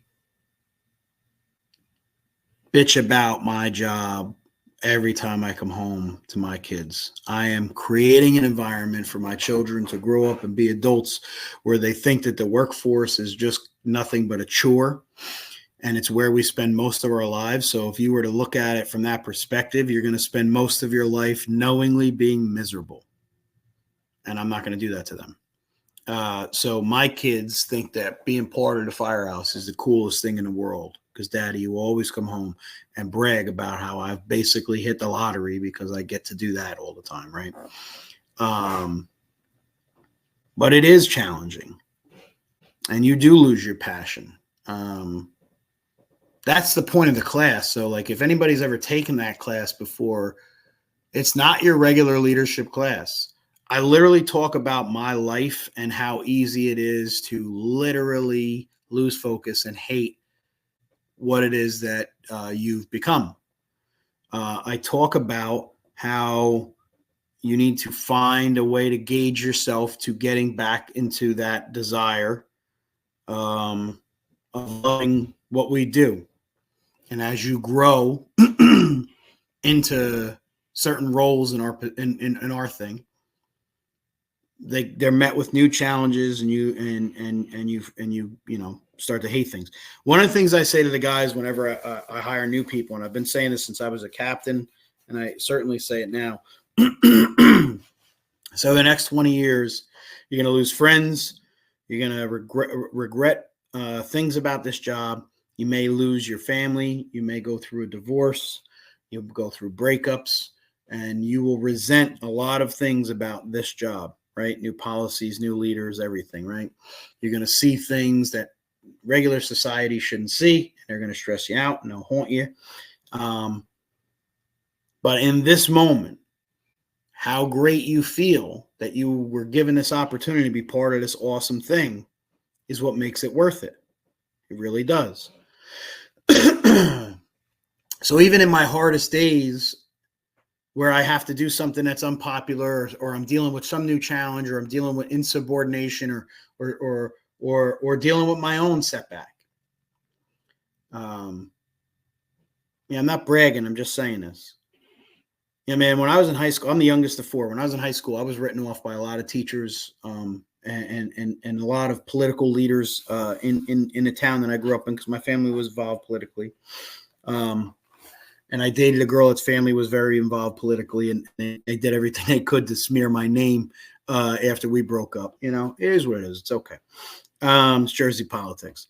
But, I just finished my master's the other day. I made fire chief. I'm 41. I own a beautiful house. I have a beautiful wife, and she's a pain in the ass, but I got a beautiful wife. I got two awesome kids, and they're awesome. And I'm not just saying it because I'm their dad and you're supposed to say that shit. Like, they're awesome, bro. Like, they are every bit of good of me and my wife and every bit of bad of me and my wife. And the beauty of having children is you're able to see your shortcomings that you didn't want to be aware of yourself through them. I get to go to a job where even on the hardest days, I love what I do. I'm part of something that makes a difference, and I get to hang out with some cool dudes and have fun. I get to do this, talk to you. You know, it's very rewarding. So even in days, hardest challenges and in the hardest things, how I'm able to keep my passion is I'm able to look back at where I started and where everything was going and see where it's at now. And it's a very rewarding thing if you allow it to be a rewarding thing. The fire service has given me a lot of opportunities to meet a lot of awesome people, spread my message and talk to different people and learn new things, make new friends, build my home, provide for my family, and even give me college degrees. So I would be stupid to not be passionate about this thing that has been so rewarding for me, that I just had to invest a little bit of my time in, and it took care of me and my family forever. So there's that. There's going to be great days and there's going to be hard days. There's going to be days that are the most fun. And then there's going to be days that you have to be, a hard ass. If you love it, that's the purpose. If you love what it is that we are part of and why you're a part of it and why you need to continue to invest in that, it's the same. Let's talk about investments. If you play the stock market, or if you have a retirement that uses some level of the percentage in stocks, understand that it's an investment, which is a gamble, right? Every day is a new challenge. Each decision you make, each strategy that you come up with, should be done as a team effort, done holistically for the group and the organization, and for your personal life. But make no mistake, it's an investment, which means that you could make $100,000 today, or you could lose $100,000. And there's always tomorrow. You don't jump in front of the train because you lost $100,000 today. There's days where it sucks, and then there's days that it's awesome. And that's the trade-off. Is far often than not, there are better days than shittier days. And I think that we get lost in the 10% of the time where it's a shitty day. It's not easy. I'm not trying to sound pessimistic. I have learned since I took on this new role that it is not easy, because I love people and I care about people, and I care about a decision that I made that affects them personally. But I'm responsible for something that's bigger than me and them. And together we need to provide a service that offers the best outcome possible. And sometimes you got to make a decision that in the moment is unpopular, but it is a great decision for the next 5 years or even longer. Like I started with the Joshua Chamberlain story. If he'd have just listened to the guys and say, yeah, you're right, let's just retreat, we'd be in a different nation. Sometimes you got to stick to those guns and make that decision, and it sucks in the moment, but you will realize that it will have paid off in the fruit of your labor. It's not made for everybody. I hate it. I'm not lying. I don't hate being a chief. I hate making hard decisions, but the trade-off and the reward is seeing what that turns into. That's how I keep my passion for it. Because that's the question. So just going back to that is like knowing that this is bigger than you, and that you have some stake in an outcome of something, even though you may not be worthy, you had some stake in it, is what keeps you passionate about leading folks and about our thing, the fire service, and just about life. I know that sounds corny, and I said it when I started it. Like, I don't say shit to sound like sexy. You know me, Nick. Like, one of the things about me is people get to know me is like I refuse to cater to what's popular. I will just say what I feel. Sometimes I'll say some sexy shit and that sounds popular. And sometimes I'll say something that I know is right and it's not popular. But that I truly mean. I stay passionate about the fire service because of that, because you should really love what we do and be willing to endure the shit that you have to go through to make a difference. Because at the end of the day, like, what's the point in life? Like, if you go through life and you made no significant investment or positive difference and outcome into not only your life but the other people around you, then what's the point? You know, we're all here for a short amount of time. We got to take advantage of the opportunities that are given to us to do something right. If the focus is only on you, then you'll be miserable. But if you're investing into everything around you, you will be rewarded. It's like I said, playing the stock market or using that in your 401k or whatever. It's like, you know, you spend 30 years investing, and then when you're retired, you're now able to enjoy this because of those investments. That's what it's like. That's why you stay passionate. That's why you stay the course. That's why you keep doing what you're doing, because it's going to pay off. There's going to be a time where, you know, the juice was worth the squeeze. And I don't know. That's it. There's nothing worse than somebody that loses their love and desire for this job because they allowed their new position or policies to have consumed them. I don't like making bad decisions or unpopular decisions. Nobody does, but it doesn't mean I'm going to stop or quit, you know, because there are better days. There are more better days than there are bad days. Yeah, you hit the nail on the head. And this is something that, you know, I really like that you use the stock market analogy, because when you first started like investing in like a 401k or something, right? It seems like, man, I'm never going to get to have enough money to retire, right? It's, you know, but if you do it consistently over 30 years, all of a sudden you got, you know, $7 million in the bank. You get to 60, 65 years old. It's like, oh man, I got, you know, $6 million in the bank, right?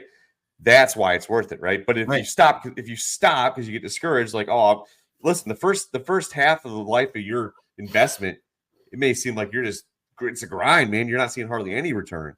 You know, little, but it's compound interest, right? Because, you know, yeah, you're right. 10% return on, say, $1,000 is nothing, right? It's $100. Okay. But 10% return on $1 million, that's huge, right? And that's where, like, it's exponential. And sometimes I think, like, in the grind, people forget that, you know, oh, I just don't feel like it. Well, keep doing the right thing anyway. Keep doing the right thing, because you're going to have days, right? And I think, like, that's what people think, that, oh, the guys that are passionate, like, that you're always up here at a 10.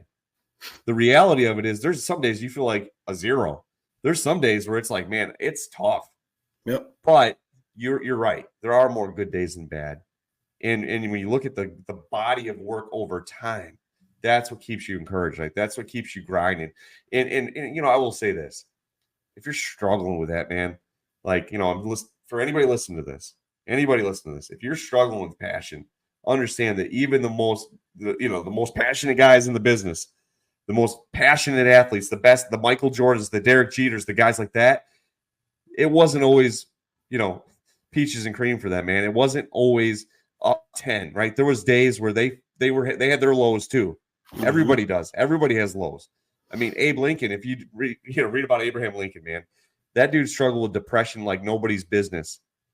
Like really, I mean, bad, like self-confidence issues and depression and things like that. Right. But he kept pushing on for a greater cause, right? And that's what kept him moving. He was passionate about changing the course of history, right? And he did, you know, and he did. He had a huge part of that. But, like, people forget sometimes, like, you know, I love that we talked about, you know, the dark side of leadership, right? The side that nobody wants to talk about, the non-sexy side of it, because it's real life. I love the fact that you use the investment analogy, because it does, you know, just to sum this up, man, like, that's what it takes. It takes just that investment a little bit every day, man, over time. it is a grind sometimes, right? Sometimes you're running, sometimes it's all you can do to walk, but you just keep moving forward and understand that, like, you know, don't stop loving. Don't forget why you got in this line of work to begin with. Don't forget about why you wanted to move up into that new role, right? Don't forget what drove you to be in that spot to begin with, because whether it's, you know, chairing a committee or being a company officer or being a chief or whatever it is, you know, getting into the teaching world, whatever it is, like what sparked that drive, right? You know, we all remember that first, you know, that first initial, like, you know, you get newly promoted to company officer, man, you're going to change the world, man. You're going to have the best company, like, you know, and like, you know, that new job, that new promotion, you know, that first time you get someone gives you a chance to teach, you know, and like you get that first, you know, I still remember the butterfly. I still get them, dude. You know, every time I get up like FDIC, like I still get butterflies, you know, every time I get up, you know, and get to speak to people, I feel like a kid in the candy shop again, because it's like, you remember like that feeling of like, holy cow, like, man, I get to do this. This is awesome, you know? Right. And I think like that's what people got to remind is what, you know, remind themselves of is those little moments, right? Those feelings of like, you know, when you first got that promotion, when you first got that new fire job, and, you know, when you first got, you know, assigned to that specialized unit you've been putting in for the last 5 years, whatever it is. Like, don't forget those little things, man, because that is what keeps you moving on the dark days, right? That's what keeps you moving forward. When you remember the big picture, when you remember the feeling of, man, this is the greatest job in the world, or you have that good job, or you make that save, or whatever. Those little moments, those are the things, man. Those are the things. Draw those out. Those are the things to lean on when you're going through tough times, right? That's what keeps people moving. And I love that you brought that out, man. We've been going at it now for about 90 minutes. It's been a great conversation, and I'm glad we got to finally have it. I know last time we were on, we talked about the training stuff a lot, but man, I know that you know, you do have a passion for leadership. I know that you have a passion for people, and I wanted to get you back on the show to talk about it because frankly, man, like you have a little bit different spin than some of the leadership stuff out there, and I love that. I love that because, you know, I think you kind of try to keep it real. You know, you try to be who you are. You know, you've talked about it a couple times in the show today. Just keep it real, man. You're going to be Dave McGlynn. I'm going to be Nick Pepper. Like, and that's what, you know, you don't have to be anybody else but yourself. You know, you're in a leadership position. Be yourself. Invest in your people, in your organization, in the things that you believe in, and live with the results, right? You know, you're going to make decisions. Live with it. You know, some people are going to love you. Some people are going to hate you. That's okay. You got to just keep moving forward. And so that being said, this is we do the segment at the end of the show, the rapid fire questions, 6 questions. Yeah. Roughly 60 seconds per answer. Obviously, we don't have a stopwatch, and I'm not going to cut you off, but we're going to do it because I feel like, you know, it's just what we do. That's what we do. So, right. Good stuff. I like it. Tradition. So 6 questions, pretty straightforward. I'll shoot them at you, man. And these have not been, I'm not giving Dave the questions ahead of time. So, you know, he's just going to you're going to get raw Dave McGlynn answers. Right. I don't know if that's a good thing or not. We'll know in about 6 minutes. Right.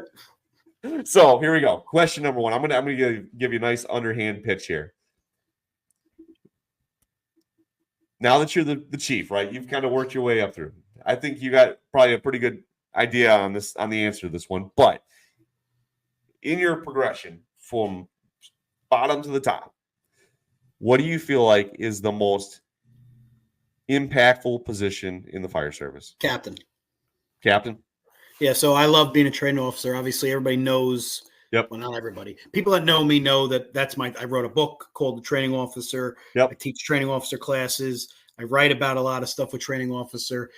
I feel like the training officer position is the most important position in an organization because it has a lot of development opportunities. But the most fun I had was being a captain. Yeah. You get your crew of 4 to 8 guys tops. There's nothing better than that, man. It's the most impactful, most influential. Like, I would be lying. Like, obviously I made a career on talking about training, and it's an important position, and I loved it, and it's where I grew the most. I think that opened my opportunities to being a good leader. Mm-hmm.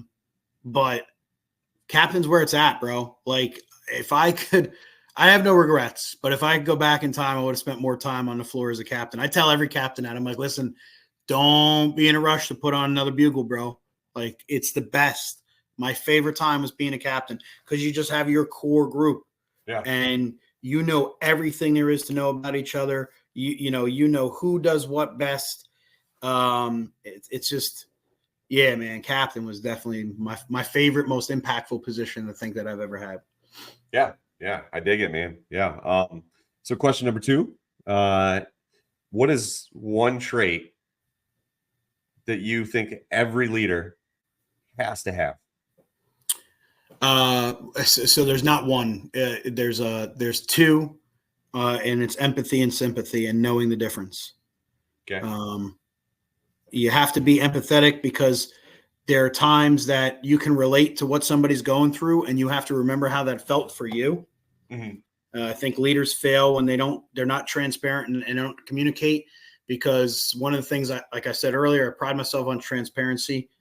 I used to hate that I would not know something. Psychologically, we fear what we don't know. It's why we don't like the dark, because we don't know what's there. So you need to tell people stuff. You need to be transparent with them. That's done through empathy and sympathy. If I can't relate to what you're going through, I at least know that sucks that you're going through that. And I can feel things that I don't like about times where I feel like shit. So I have to be cognizant of that. So any good leader has to understand the difference between empathy and sympathy and how and when to use them. Yeah, I dig that. That's actually it's not where I thought you were going to go with it, and I like that because honestly, man, like you're right. You're absolutely right. You got to, I think leaders have to be able to relate to their people a little bit and be able to kind of put yourself in their shoes, right? Did you think I was going to say honesty?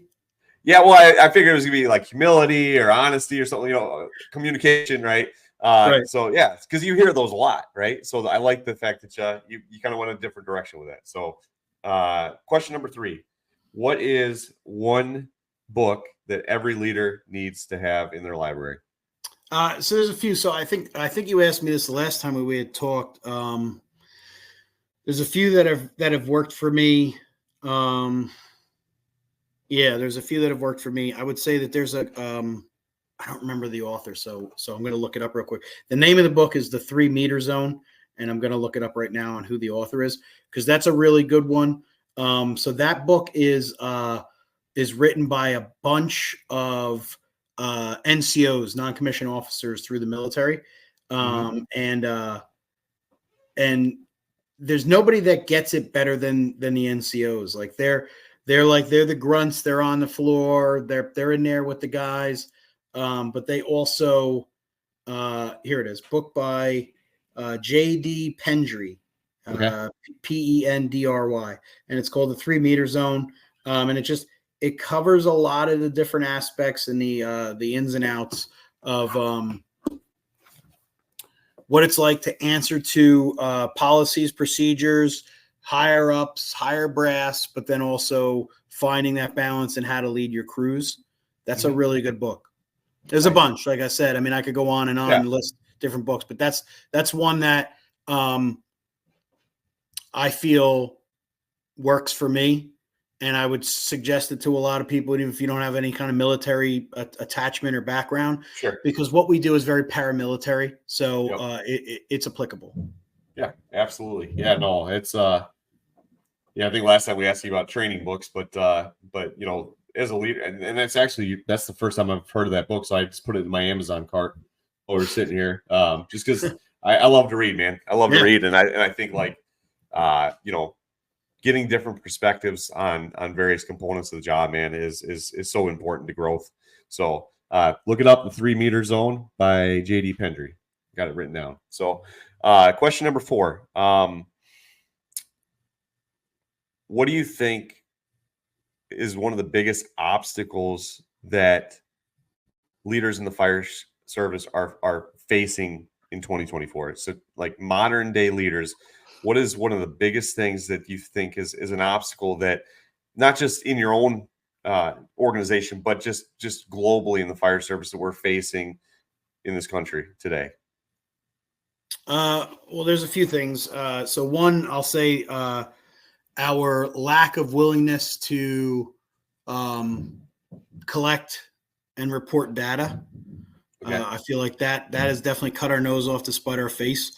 We live in a world, in a society, and we work in environments now where there are more bean counters than ever before. That the old adage of, like, women and children are dying and babies need to be saved. They don't give a shit anymore. They don't. It sounds sinister. It's the harsh reality. So if I were to say, like, firemen will die, babies will die, they're like, yeah, okay. Like, where's the data to back it up? Mm-hmm. So they're calling our bluff. And I don't want to say they're calling our bluff, but in any other sense of the term, they are. So as we grow technologically, if that's a word, we're very poor at reporting what we do. Everything's data driven now. Everything's data based. Eddie Buchanan has a lot of good programs on talking about that stuff, and he's right. We don't run analytics well. We don't understand how to report data. We don't understand how to capture data. And even the stupid thing, like where we have to go and, like, my panel's beeping and you have to go and check, and you realize that, like, there's a battery that's dead at the panel, or the old lady needs the battery changed on her CO detector, and we don't give ourselves a mark for that. We're cutting our nose off to spite our face. We do a lot other than just answering fires and big emergencies. And we don't realize that because we're not collecting the data, because to us, we just think like, oh, it's a community service thing, or that's stupid. All we're trying to do is make it sound like we're running thousands of calls, and we're not. No, what you're trying to do is you're trying to justify why we need to buy 10 new sets of bunker gear next year. So we're very poor at collecting data. But then the second part is this AI shit. It's convenient. And if I were to pull myself away from it and look at it from the outside looking in, it's amazing because we humans created that technology. And how cool is that we're that smart, that we've created a technology that's able to pull things from multiple databases within seconds, if not minutes. It's a crutch, especially in our thing. I'm not going to knock on anybody. This isn't an FE podcast. This is yours, so I'll just say this. So I'm on the board. I reviewed a class where a guy said that why they should use AI to develop training programs and lesson plans. And at first I thought, well, let's see. And as I read through it, it was literally just that. It was like using whatever that is, Chat BCT, GPT, whatever frig it's called. I don't know. I don't use it. So, using that to design your training lesson plans and shit. And I thought, well, this is a fire service. Like, lesson plans and programs are built off of experience and education. So, like, it's great that we have this technology, but, like, shouldn't you design it? And then, like, if you want to send it through that to format it, maybe like ask it to do that. Like, say, like, hey, I want to format a class on, hose loads, and these are the things I want to cover, maybe. And we could teach people that. But, like, having an internet fake artificial intelligence thing design that stuff, this is scary for us. And we need to not use that as a crutch. It's a lazy way. And we're going to shit out bad tactics and get people hurt doing that. Yeah, it's a wild world, man. The AI stuff is frankly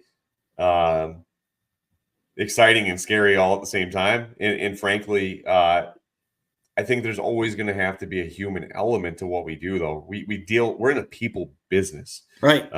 And so it's trying to figure out ways that it's like this. I tell my kids all the time. My daughter's like, she's in middle school, right? So math's getting a little harder and stuff. And so you show her like, oh, you can do this on the calculator, but here's the problem. It's like, I want you to do it the long way. I want you to understand the process first. Right. Because if you learn to use a crutch all the time and the crutch fails, you're not going to be able to stand right on your own. And so, like, and I know that's a silly way to look at it, but I look at it the same way in the fire service, right? You're spot on. Like, I mean, at the end of the day, like, we should be striving for mastery in our respective fields, right? Our respective areas. And And, that means we have to, I'm not saying you don't capitalize and utilize technology. I think you do, but understand it's a tool. It's a tool, doesn't replace. And here's the thing: tools don't feel. Right. Tools don't have empathy. Right. Tools don't have the human aspect of it, right? The variables that, and I think like that's what we got to remember. So yeah, that's a really actually a great answer, because it's not something that is being talked about enough. I don't think there's not enough discussion on that. So it scares me. It really does. I mean, I don't mean to make it about it, just that scares me. Yeah. I mean, we're relying on it to the point that we're becoming lazy, and that's going to actually hurt us. Like you said, it's a tool. It's okay to use it with prudence if it's a tool to help format things better or whatever like that. But I don't know. It scares me. Yeah. There's a lot of unknowns yet. So next question for you: what is one piece of advice you would give someone entering into the leadership world, whether it's a newly promoted company officer, training officer, chief officer, maybe, that's they're kind of getting their feet out underneath them? What is something that if you could, you look back on your career and your progression, like what is something you wish you could tell Dave McGlynn as he's, getting that first leadership role in the fire service? Make sure you're doing it for the right reasons. Everybody, people think that it's like sexy to be a captain. People chase titles. I call being every new position in the fire service I call it a position of influence. The more bugles you put on, the more influence you have over the decisions and the outcome. So make sure you do it for the right reasons. You have to love people. You have to love our thing. And you have to be decisive. And, you have to pride yourself on taking this advantage of this opportunity to make a better fire service and better team. It shouldn't be about you. I know that sounds like cliche. People always say that, but that's the truth. Like a lot of people, even people that like teach at our thing and write for our thing, like that, it's about them. They just say shit like that because it sells. You got to make it not about you. If you're promoting to being a lieutenant or a captain, learn everything you can learn about your folks, the names of their spouses, the names of their kids, what their hobbies are, what their likes are, what their strengths are, what their weaknesses are. Make it about them. It will literally make you leading that much easier because people resonate and care about somebody that takes the time to care about them. Well said, man. Well said. And that is easier said than done, right? It is cliche. People like to say that stuff, but it takes constant effort to check your own ego and remember what it's all about. Remember why you're there. And from personal experience, I can tell you, man, like in your own mind, you may think that, oh, I'm doing the right thing for the right reasons or whatever. Make sure that you're communicating with your people so they understand where you're coming from, because, firemen are the world's worst. If we don't know the context or, why you think the way you think or do the things you do or whatever, like there's not that conversation. People are going to make stuff up. I've watched in the firehouse my entire career where, new policy comes out, and if there's no explanation with it, no conversation, guys will just assume why it's coming down, right? Like, oh, we're going to do this because of X, Y, Z. Next thing you know, the rumor mill takes over, and it's not even, that had nothing to do with why the directive came out. But firemen are the world's worst. We're like I swear sometimes it's like a soap opera. You go in the firehouse and it's like, oh, Captain so-and-so said this. This must be what he meant by that, and then next thing you know, the guy's like got bodies, buried in the back of the firehouse. There's that saying. Remember when we were kids, they had the game telephone. So like, there's the saying, tell a friend, tell a fireman. Because like in the game of telephone, you used to whisper something in somebody's ear, and like when it went around the circle, it was like completely different than what it originated at. It's the same as being a firefighter, like. You tell 3 firemen one story, and all 3 of them are going to give 3 different versions to that story to 6 different people. Oh yeah. Well, and the thing is, we're all gonna, people are people, right? And we interpret things through our own lens, through our own bias, through our own agendas, right? Like that is real life, man. Like, and so I think like that's where you do have to communicate, and you do have to kind of remember why you're doing what you're doing, be authentic, be true. Well put, man. So last question, and this one's an easy one ish, I guess. It's more personal, but what's on your agenda, man? What's on your docket? What do you got exciting coming up? What are you most looking forward to in the next year or so? I'm not even going to talk about the fire service. So my daughter is in her second year of competition cheer, and she's doing awesome. And just watching her grow and no pun intended, cheering her on. Not looking forward to my bank account for what that shit costs, but just seeing now that I'm in my new position, I should be able to hopefully have availability to be able to attend more of these things where my wife doesn't have to send me videos of it, and being there for her. And then fall ball starts soon for my son, and I'm really looking forward to seeing him carry on that progression that I've seen him make during this off season over the summer. Professionally, I'm excited about where we're going with the team. We promoted a new assistant chief. We promoted a new captain, and we have brought a lot of new guys on board that are younger. They're under 30, and I think as challenging as it's going to be, we're going to be hitting home runs, man. Like, it's just, I'm excited about it. Like, I really am. I think that the team is things are starting to align themselves, that it's going to suck for the next year to 18 months, but 3 years from now, man, like, I get to be part of something that we really reshape the culture and the dynamic of what it is that we're doing. And I see it. It's just that, it's like we're starting off on the 1 yard line, but I see the end zone. Like, I know where it's at. I think we're going to get there, and I'm pretty excited about when we get there. Yeah, man, that's good stuff. And I love that you kind of started out with the family aspect of it, because man, I'm the same boat. We got a third child on the way in November. I am looking forward to that. It scares the crap out of me. Right. But at the same time, it's exciting. Watch my kids grow and play sports and do good in school. And that's my center, man. That's what centers me as a man. But and then professionally, like I said, I love the vision. The vision of, hey, we're trying to go here, right?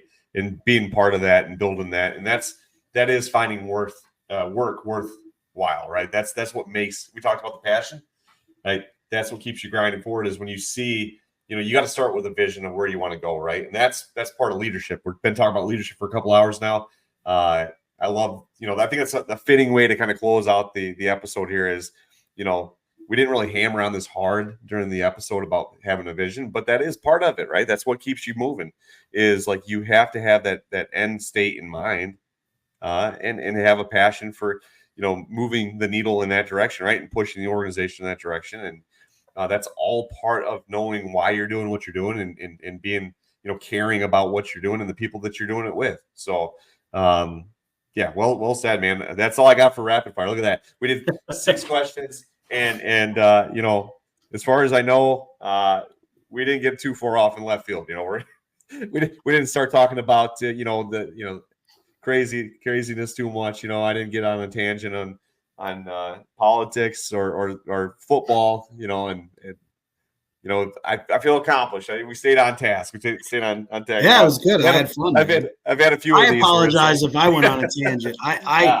I don't mean to sound pessimistic. I'm going through the suck right now. So I want that rawness to resonate with your audience. Is like, hey, it's not sexy quotes and hashtags. Like, sometimes it's a pain in the balls, but it's okay, because we make those sacrifices for a reason, Yeah. No, you're absolutely right. I mean, at the end of the day, like, guess what? Sometimes It's that dirty 4-letter word, man. It's work. Right. And there's no way around it. Like, that's the part that sometimes it sucks. Sometimes it is an uphill fight. Sometimes it is a grind. And Right. it is, that's the part that I think that I'm glad we talked about that, because it's easy to talk sexy stuff, right? It's easy to talk rah, feel good, give everybody a hug and a high five. And we that's fun and that's fine. But I'm glad that we did talk about that. And I do hope that the people, listening to the episode, you guys listen to this, understand where it is coming from a place of a personal, like, I feel like you're very open about, just kind of some of the stuff that you've experienced, right? And that's what makes it raw. That's what makes it real. And hopefully that's what helps people understand, if they're struggling too, that they're not alone. They're not alone. If you're in a leadership role, sometimes it feels really lonely.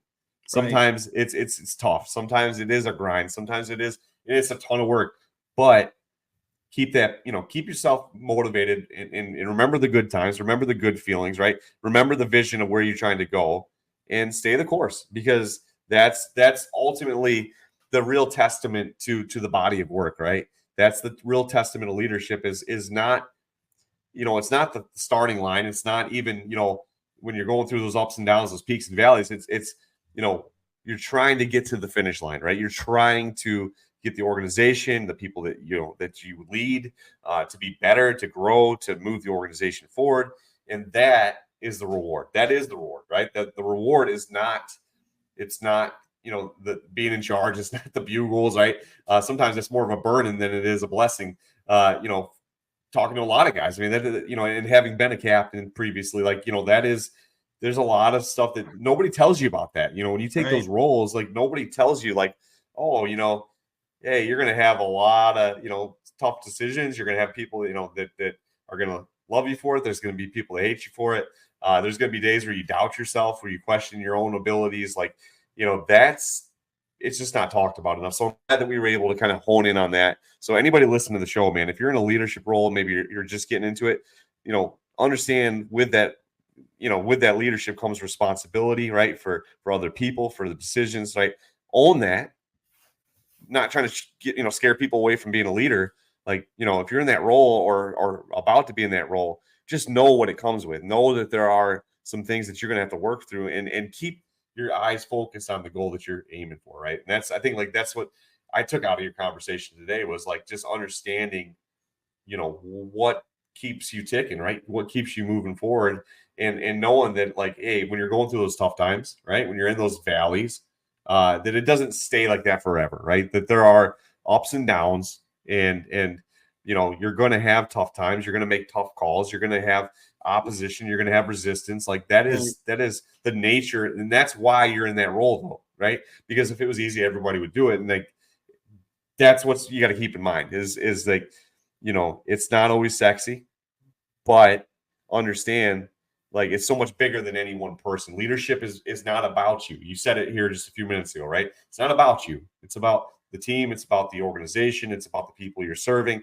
And I think if you can keep your eyes on that, man, that's the real kicker, right? Is keep your eyes focused on the prize, and don't be deterred by the rough times, the rough patches, the struggles, right? Because that's, when you look at it, man, like the greatest leaders of all time, what have they done to get to the place of success? It's a lot of resistance, a lot of hard days to get there, and people to see the end result, they see the tip of the iceberg, and they don't realize all the stuff below the surface. And I think, like, that's probably one of the best analogies, and early in the episode, we talked about Michael Jordan.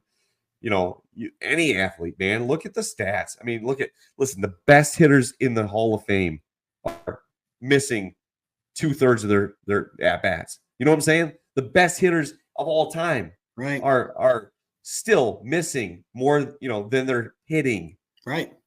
And that's the thing that people got to realize is, like, you're not done unless you quit. You quit, then you're done, right? As long as you keep moving forward, and keep grinding, like, that's ultimately what's going to, again, going back to the investment thing, it's putting a little bit in every single week, right? You're making those investments over time. So don't expect the payout on the front end. Don't expect it to be, I did this for a year. Well, I expect all this stuff to just roll. The red carpet rolls out and everything's going to be golden, right? So that's that's what I took away from the episode today. It was like, look, keep grinding, keep, remember why you're doing what you're doing. Keep that passion alive, man. Don't let anybody kill that. Don't let anybody take away your why, your reason for moving forward. That's what I took away. And I hope that other people listening to the show will take that out of this episode, man, because you are, you were raw and you're real and you're keeping it exactly what it needs to be, which is, right down the lane here, man, of like, hey, you can do this stuff, but it's going to come. There's always a price, right? Success always comes at a price. And that's the thing you got to just remember is like, if you're getting opposition, that means you're probably doing something, right? Who doesn't have any opposition or enemies or people that are against them, right? Are people that aren't doing anything. They're doing nothing, right? So, that's what I would say. In closing, for you guys listening to the show, listen, it's not always peaches and cream. It's not always a bed of roses, right? There's going to be tough times, but leaders, that make a difference are the ones that just persevere, man. That just keep, trying to be better and making other people around them better, and doing the right thing. At the end of the day, that's all you got. You're, as a leader, your integrity is everything, right? Your trueness to yourself, your trueness to your family and your values and what you believe in. Like that's who you are, right? And so don't be discouraged by people that are throwing rocks. Don't be discouraged when things don't go your way. Like, do you get down sometimes? Absolutely. But don't stay down. I think like that's the thing. It's like you can have those moments where like, man, this sucks. Like I am feeling down. But it's getting back up each day, one foot in front of the next, right? And keep grinding forward. So sorry, I got on my little tangent there at the end. No, I appreciate it. Dude, that's it in a nutshell, though. I mean, that's what I took away from our conversation today is stay the course. Stay the course. I appreciate that. And keep leading and keep doing the right things. And man, keep it up, man. I think you're doing good stuff, brother. I can tell you that I've been thoroughly impressed. The last couple of years we got to know each other a little bit, and seems like you're really your heart's in the right place. I can say that to anybody out there listening. I appreciate it. Likewise, man. I try to stay in touch with people that I feel are real people, and you're one of those. So I appreciate you saying that because it's the same, like you, Duffy, like that shit, there's so many people trying to do what we do, what we get to do. I want to say that real quick. I don't mean to hijack the judge. It's an honor and a privilege to be able to get to do what we do. But there are so many people that do it for the wrong reasons. They do it for notoriety, for celebrity status. And are you really making a difference? Are you influencing anybody? Are you teaching anybody anything? And you're not one of those people, and I really appreciate that. So you saying that to me is as a huge honor because I hold you high in prestige as far as somebody that's doing this for the right reason. So I appreciate that. Thank you. Yeah, man. Thanks, bro. Yeah, no, it's like I said, man, it's been an honor to have you on the show, dude. It's always fun to talk shop with you. And I know today was, definitely more, leadership is one of those things. It's a personal topic, right? Like, because I think for everybody, the leadership journey sometimes is, there's principles that are kind of hard and true, but there's everybody's journey takes twists and turns, right? And that's the thing about leadership is it's never, this hard, fast. Everybody wants these get rich quick, be a successful leader quick stuff, and it just doesn't work that way, Right. and so like I appreciate you coming on the show and sharing your passion for leadership and your experiences and the things that you've kind of picked up along the way with the audience, because man, like that's what the show is about. We want to keep, give people stuff that it doesn't just make them feel good, but that they can go back and relate to, take back to their firehouse, to their situation, whether they're, a newly promoted company officer, a chief officer that's trying to, maybe make a difference in the organization, or maybe they're a fireman. They're listening to this and like, aspiring to lead one day and trying to figure out and navigate those waters. Like, to me, there's wisdom in learning from other people. There's wisdom in taking and gleaning those lessons.